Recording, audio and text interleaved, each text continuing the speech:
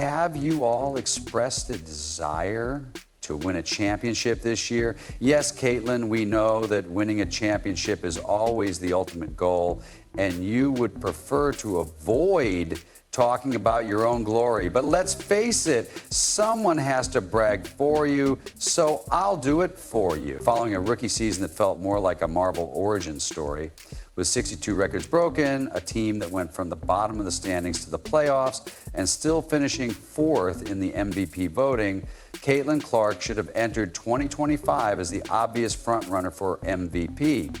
But the media, oh no, stuck to their comfort blanket. Asia Wilson, the same name, and the same story. When it wasn't Asia, they would quickly turn to excuses more quickly than Angel Reed on a missed layup. But I will say a few things. Do I think Asia Wilson will be Asia Wilson again this year? I know that there is such a thing as voter fatigue, and they don't like to award MVP to someone 3 times in a row. They hardly like to do it twice, let alone 3 times. I also think that Caitlin was putting it together so last year that they're only going to get better, and now that they have a full off season together, so I can definitely see this happening. However, the shift has arrived, and it's loud there, and we are right there, Caitlin Clark. After months of shady behavior, Caitlin Clark is officially the favorite to win the most valuable player FanDuel Bet MGM, and yes, even ESPN. This isn't Twitter hype, this is Vegas talking, money talking, and we know what's coming. Energy, and it's supported by receipts. If you agree that Caitlin will win MVP this year, comment CC MVP below. Let's move on. We're not here to chase greatness, we're here to claim it. Our ambitions don't fit into headlines or highlight reels, so if you thought we arrived too more for Boston, you know we're not here for the moment, we're here for the takeover. We've been screaming for months that Caitlin Clark isn't just good, she's rewriting the rule book. So what's behind the sudden turnaround? Well, every sign, every stat, every offseason upgrade screamed MVP season incoming. So let's start with our 2025 WNBA MVP, and that has to go to the one and only Caitlin Clark. The league isn't even ready to watch Caitlin go full supernova. But before we dive into this dominance, hit the like button if you want to. I genuinely believe that Caitlin Clark's second season will be unlike anything we have ever seen. She has had an entire offseason to train and work out in the gym, to work on things that she struggled with during her rookie season. Her rookie season wasn't just impressive, it was disrespectful to logic, setting 62 records.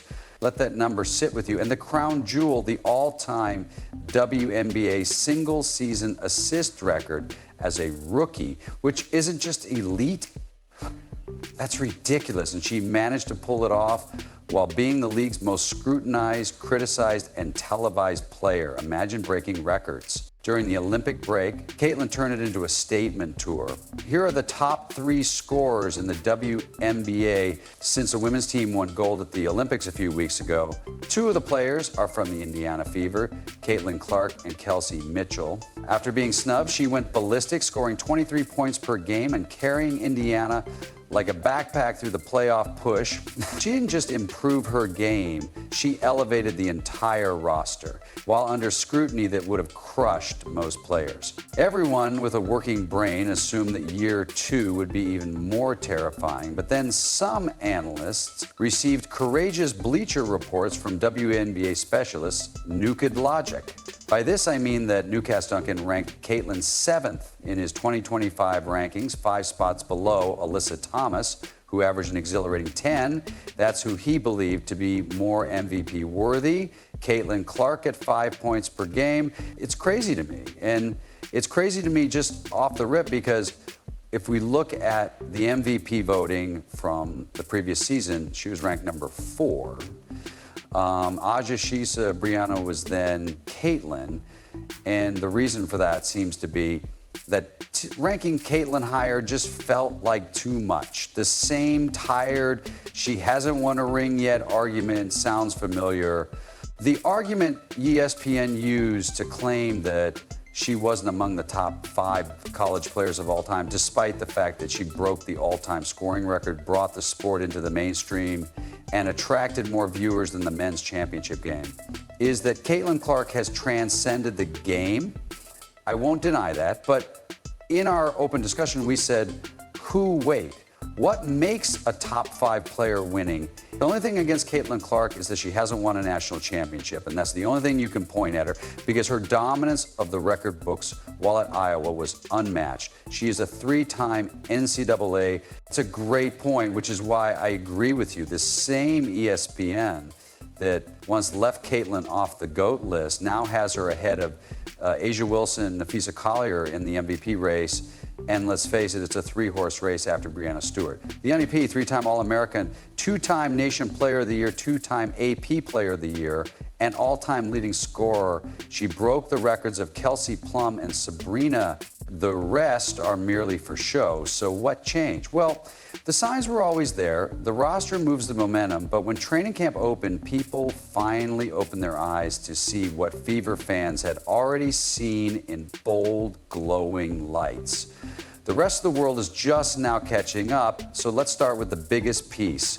Coaching. Last year, I didn't tell you this on air, but when they took pictures with Christy Size, like when she pulled up on them at the All-Star game, Kelsey and AB, everyone just kind of rolled their eyes and left like she was a groupie. That told me everything I needed. I know. So when I said she's not it was based on 2 years of witnessing things that simply shouldn't have happened in the first place. The whispers were growing louder last season, and despite Christie's efforts, the Fever was succeeding. The awkward silences said plenty, but Caitlin herself hinted at it early, mentioning the lack of sideline feedback, the chemistry office, and the frustrated fans' body language. The frustrated fans weren't subtle either, watching close games slip away due to careless rotations and disorganized sets, so Indiana made the best decision possible by hiring Stephanie White, the 2023 Coach of the Year and certified basketball brainiac. One advantage we have is that we're long, so we're going to use our length, so don't belittle yourself, Fever fans. Knew this was a turnaround from day one, and now even the skeptics are realizing it. Stephanie brings order, purpose, and plays that actually make sense. Good job, great rotation. Good, right? So you have to listen. You don't leave until Steve says, go. Yeah, because stay. White's presence will win games, but more significantly, it will maximize Caitlin's cleaner offense and smarter subs movement. Even one Stephanie White would have been enough to boost Caitlin's MVP case, but the Fever wasn't over. They went all out in the front office of Indiana and essentially watched the Avengers and said, yeah, let's do that.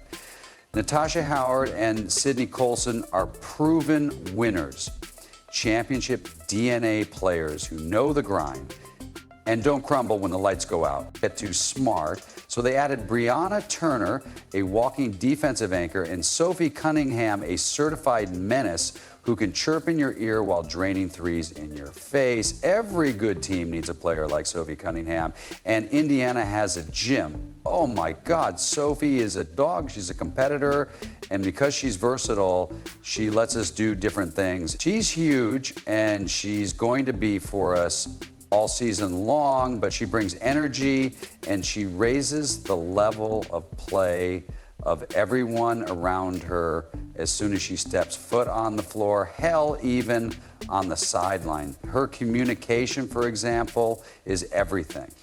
And the vibe queen herself, Dana Bonner. Let's just say that Dana has already become the team's emotional GPS. The players talk about her with respect and trust. She's a 2-time champion who brings the steady hand this rocket ship needs, whether it's to calm nerves or tighten focus. I guess to that point, how does this compare to what you're used to? Oh man, the atmosphere here has been completely different.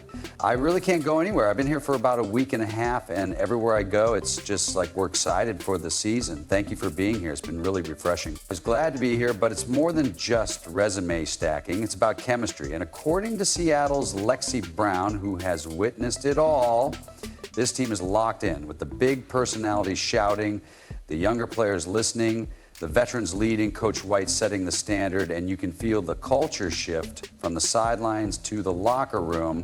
Now that everything is in place, Caitlin Clark is officially starting her MVP season, and the unstoppable force is crashing the WNBA's old guard party. And guess who's not thrilled? A'ja Wilson is quiet, but that silence is beginning to sound like Panic Angel Rhee is likely drafting a subtweet. As we speak, you can practically hear the teeth grinding behind the forced smiles during press conferences. But you have a Natasha Howard and a Dana Bonner who can just go straight to their own bucket.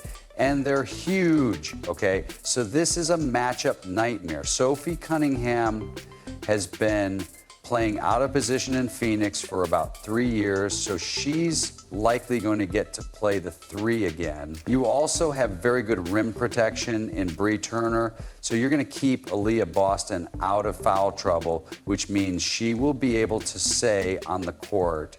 The WNBA seems to have finally woken up and given Clark the attention she so richly deserves, and more importantly, earned, not with TikToks, but with absolute skill, poise, and class. The ratings are skyrocketing, the seats are packed, the jerseys are flying off the shelves, and Caitlin Clark is putting the league on her back and marching it straight into primetime. The veterans didn't think it would happen this quickly. They thought she would need years. Instead, they thought she would hit the rookie wall. Everyone knows we have a lot of talent, but when you put it all together, it won't be like, okay, you have all these great players step out on the court and it's going to work. Like, it's going to take a little bit of time to figure out how everybody works with one another. So DB's been amazing, and as you can see, she's not only a fantastic leader, but also a fantastic basketball player who has won championships. She knows what she's doing, so when she speaks, everyone pays attention.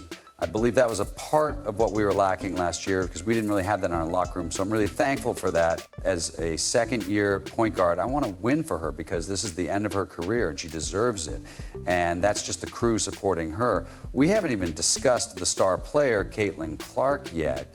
If you think she's just is continuing where she left off last season, think again. She's evolved and leveled up, and there's a very good reason for that. In her sophomore year, Caitlin is more seasoned, has had time to truly regroup, and has a ton of new players, and for the first time in years, they have a new coach. Between college ball, draft nights abroad, whispers, and media circus after media circus, she had a period of downtime filled with golf interviews, family time, and a ton of quiet, focused training. Then, let's say the pictures appeared online.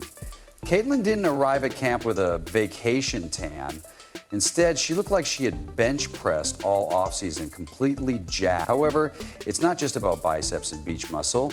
It's about playing strong. And Clark, I mean, that's obviously a foul. The question is, will they call? It's unnecessary. Kennedy Carter. Remember that cheap shot from Kennedy Carter? Yes, the one that went viral online for all the wrong reasons. In the month that followed Caitlin's reported muscle gain, she also added grit, new equipment, and a refusal to be the rookie target any longer.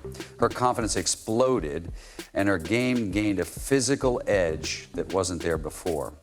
Fast forward to training camp, and it's clear that she's not just back in the gym, she lives there. Her teammates can't stop talking about it. Her strength and command, the way she's now controlling the tempo of games like a seasoned veteran. It's not just the extra power, it's the way she's using it to control every play on the court. I feel like everyone talks about it, and I see it on social media. People say things like, Kayla has so strong muscles. Don't tell her I said that either. Don't even bring it up. But I think her strength is that she can bully her way in and finish strong at the basket. And everyone talks about her three-point shooting again, and we've all witnessed her pass. But I believe she can get downhill and really just stay balanced and score the ball. Caitlin Clark isn't the same player who was tossed around a year ago. She's stronger, smarter, and sharper. She's finishing through contact, shrugging off defenders, and making plays she couldn't make last season, not because her skill wasn't there, but because her body now allows her to cash the checks her mind has been writing for years. With that physical edge comes a psychological one, confidence, swagger, control, and when you combine that with the new roster's top coaching, and the composed maturity she exhibits in every interview, you've got the makings of something unstoppable. So we talked about how the Olympic break was great for her to get some rest and come in with her legs underneath her. Now that she has an actual off season, you know that she got to take off where, you know, she didn't play an Unrivaled, she didn't play overseas. So this is a lot of time for Caitlin Clark to just get her body right and come in the same WNBA media that spent the last year eye-rolling and hedging are starting to sing a very different tune in the best possible shape for the upcoming season, and I believe that will pay off greatly for her. There isn't a ramping up period this time around because Caitlin Clark will enter Game 1 and already be among the top 5 players in the WNBA, so I think MVP has to be the ceiling for her. She's already in that conversation, so I would expect her to get even higher in the vote total and possibly win that award this year or next. Trust me, the dominoes will keep falling as the fever continues to show during training camp, and when the regular season begins, expect more media attention. All it will take for gatekeepers to start lining up is a few decisive victories right out of the gate, a few viral highlights, and suddenly those same analysts who said she wasn't ready will be quoting her stats like gospel. As for me, I think it's important to have a year under my belt, know what to expect, and keep having fun playing basketball in front of these amazing fans. Let's go back to what Caitlin herself said the other day in that first press clip. She said it all. As long as we win, I'm going to be happy, so just be the best leader I can be now that I have a year under my belt. Expecting a lot from me, so I need to be there for my teammates. Be an extension of Steph on the court. Be a great leader and have a lot of fun doing it.